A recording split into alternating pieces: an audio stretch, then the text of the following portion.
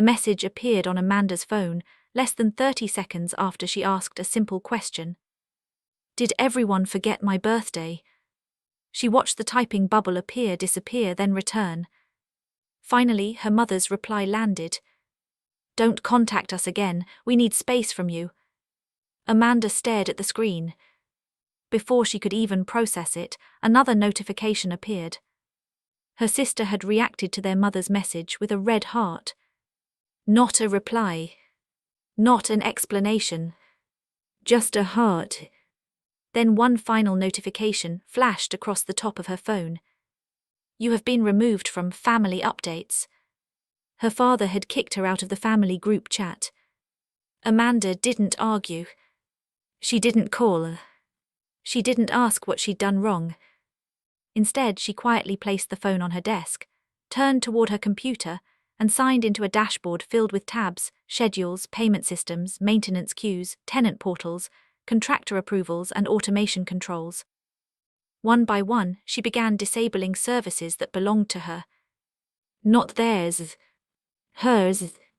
The room stayed silent except for the soft clicks of her mouse. No more automatic payment processing. Click. No more maintenance scheduling. Click. No more overnight system monitoring. Click. When she finished, she closed the dashboard, blocked every member of her family exactly as they'd requested, and went to bed. The next morning, her phone vibrated so violently on the nightstand that it woke her before sunrise. 99 missed calls. 37 voicemails. Emails. Unknown numbers. Messages from people she'd never spoken to directly. Amanda picked up the phone, frowned, and before she could unlock it, bang! A fist slammed against her apartment door.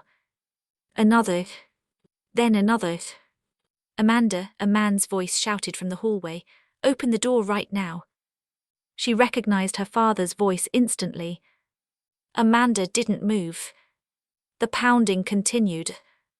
Only 12 hours earlier, he had removed her from the family. Now he was outside her apartment before 8 in the morning. She looked from the door to the computer still sitting on her desk. The monitor had gone dark, but she knew exactly what had changed overnight. She also knew something her family clearly didn't. Nothing she had turned off belonged to the business. It belonged to her. Amanda remained perfectly still as the banging echoed through the apartment. She had spent years learning that reacting immediately only made every argument worse. Whenever her mother was upset, defending herself became talking back. Whenever she explained what she'd actually been doing for the family business, her father waved it away with, "You're overthinking things." Her sister usually ended the conversation with a laugh. "You sit behind a computer all day, Dad runs the business." Amanda had stopped correcting them a long time ago. The birthday text had been different. She hadn't demanded presents. She hadn't complained. She'd only asked whether everyone had forgotten. Instead, she'd been told not to contact her own family anymore. So she had done exactly what they asked. She gave them space. She opened her laptop again, not to reverse anything, but to confirm the changes had completed correctly. Rows of status indicators had shifted from active to inactive. Automated rent processing was paused. Contractor dispatching had been suspended. Maintenance routing was offline. Administrative notifications had been disabled. Nothing had been deleted. Nothing had been damaged. Everything could be restored, but only by the person who owned the systems. Amanda closed the computer again. Outside, the pounding finally stopped. For several seconds, the hallway became completely quiet. Then her phone buzzed again. Unknown number. Please call us, it's urgent. Another. System emergency. Another. We can't process today's payments. Amanda frowned. Those weren't messages from her parents. They were from numbers she didn't recognize. Her phone buzzed again. Then again. The names attached to the messages weren't family members. They were contractors. property managers, maintenance companies, people connected to the rental business. She hadn't expected them to notice this quickly. Before she could read another message, someone outside slammed both hands against her apartment door with enough force to rattle the frame. "Amanda," her father shouted again, his voice cracking this time. "Please, just open the door." The pounding stopped again. Amanda walked quietly to the door and looked through the peephole. Her father stood in the hallway with his shoulders slumped, his phone pressed against his ear. He wasn't shouting anymore. He looked exhausted. "I know she's in there," he said into the phone. "She has to be." Amanda stepped back without unlocking the door. For years she had always answered when her family called. If a tenant's furnace failed at midnight, she fixed the scheduling issue. If a contractor couldn't access a work order on Sunday morning, she logged in before breakfast. If rent payments glitched during a holiday, she cancelled her plans to solve it. No one outside the business ever knew. After finishing her own full-time job each day, she'd spend hours improving the family's rental operation. She built software integrations that connected tenant applications, payment processing, maintenance requests, and contractor scheduling. She automated bookkeeping reports so her father no longer had to sort receipts by hand. She created alerts that warned about overdue repairs before tenants complained. Whenever someone praised the business, her father smiled and accepted the compliments. "I've worked hard building this company," he'd say. Amanda never corrected him. When she once mentioned that it might be nice if people knew she handled the technology, her mother barely looked up from her coffee. "Not everything needs recognition, Amanda. You're too sensitive." Her sister laughed. "You just play on your laptop. Dad's the one actually running everything." The words had stayed with her. Last year on her birthday, she'd spent 3 hours remotely coordinating an emergency plumbing repair, while her parents and sister posted smiling family dinner photos online. She hadn't been invited. A loud vibration pulled her back to the present. Her father was calling again. Amanda declined it. Instead, she typed a single message and sent it. "You asked for space." She watched as it showed delivered. Nothing more. Within seconds, her phone erupted with incoming calls, not from her family, but from contractors, property supervisors, and tenants she barely knew. Why were complete strangers suddenly so desperate to reach her? Amanda ignored the calls long enough to make a cup of coffee. When she finally unlocked her phone again, the messages had multiplied. A roofing contractor wrote, "Our payment approval disappeared. We can't dispatch the crew." A maintenance supervisor sent a screenshot of dozens of requests stuck in a pending queue. Another message arrived from a tenant. "My air conditioner has been out since this morning. The portal says my request was received, but nobody's responding." Amanda set the phone down. She wasn't stopping anyone from doing their jobs. She simply wasn't doing hers anymore. By lunchtime, the problems had become public. New reviews began appearing online. "Management isn't answering emergency requests." "Rent portal won't process payments." "No one returns calls." Local community pages filled with frustrated comments from tenants trying to figure out what was happening. Amanda watched the posts scroll past without responding. Then she received an email from a longtime vendor. "Amanda, we're confused. We tried contacting your father, but he says this is just a technical issue. Can you confirm?" She stared at the sender's name. He had worked with the family for nearly 7 years. He was one of the few people who knew she had built the entire system from the ground up. Years earlier, Amanda had registered every automation platform, hosting account, and software license under her own name because she was paying for them herself while testing the systems. Her parents never wanted to spend money on outside developers. Once everything worked, she'd simply granted the family access. She had suggested transferring ownership more than once. Each time her father waved it off. "Why bother, it's working." Now that decision was catching up with him. Meanwhile, her mother posted online that the business was experiencing temporary technical problems caused by someone overreacting. Her sister followed with a vague post about toxic people creating unnecessary drama. The comments didn't go the way they expected. Vendors began asking a simple question.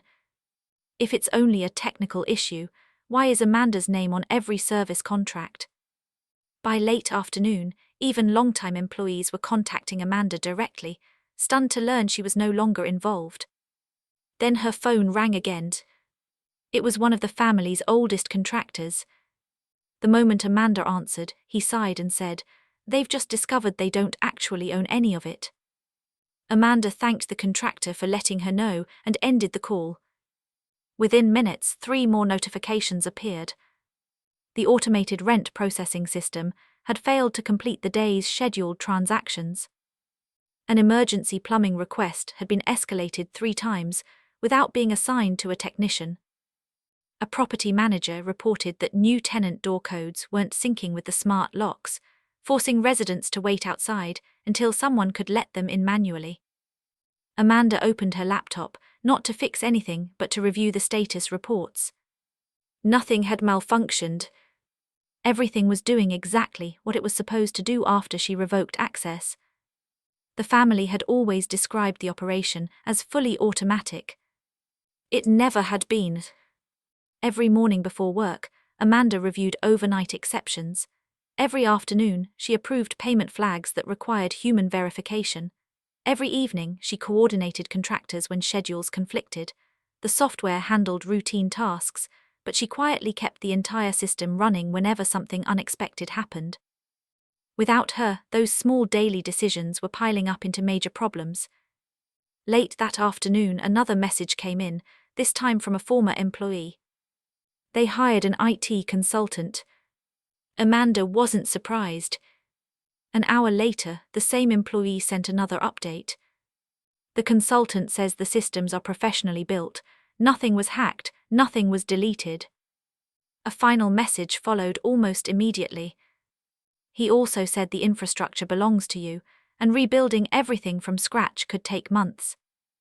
Amanda closed her eyes for a moment before setting the phone aside. She had warned her parents more than once that they needed backups, documentation, and shared ownership. Each warning had been dismissed because the business was making money. Now every shortcut had become expensive. As evening approached, the calls from her family stopped. Instead, one text appeared from her father. Not an order. Not an accusation. Just one sentence. Would you be willing to meet with us? Amanda hadn't decided how to answer when another notification appeared. Several major tenants had officially announced they were terminating their leases because of the ongoing operational failures. Before she could process that news, her phone began ringing again. This time, the caller ID showed her mother. When Amanda answered, she didn't hear anger. She heard quiet sobbing. Amanda let the phone ring twice before answering. For several seconds, neither of them spoke. Finally, her mother managed to say, "Can we meet, please?"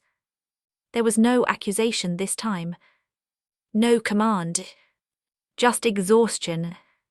Amanda agreed to meet the next morning at a quiet coffee shop halfway between their homes. When she arrived, her father looked older than he had only a few days earlier. Her mother avoided eye contact.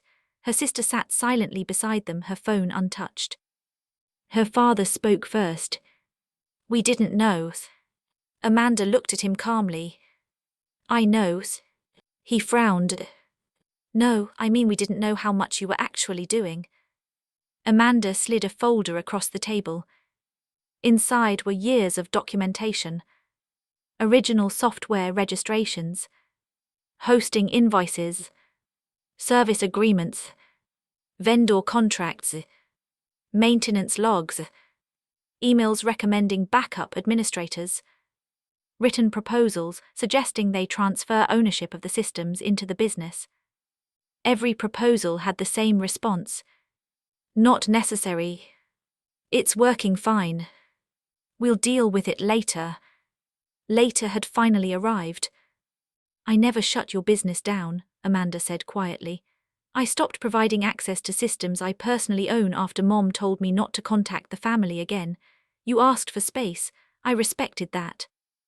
No one argued, because every document in front of them confirmed exactly what she was saying.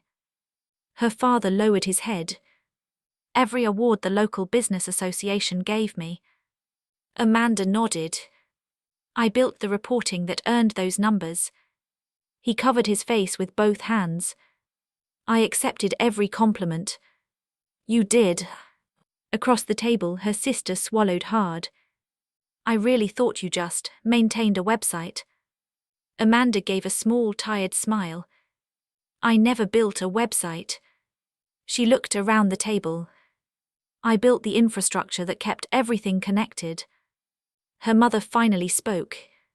I told you not to contact us. Yes, I didn't think. Amanda finished the sentence gently. You didn't think I was the one holding it together. Silence settled over the table. Outside, people walked past without noticing the family quietly confronting years of assumptions. The financial damage had already begun. Emergency consultants had been hired at premium rates. Several long-time tenants had moved out. Contractors demanded advance payment before accepting new work. Online reviews reflected weeks of delayed maintenance and poor communication. Recovering the company's reputation would take far longer than restoring any software. Her father looked across the table. Can you come back?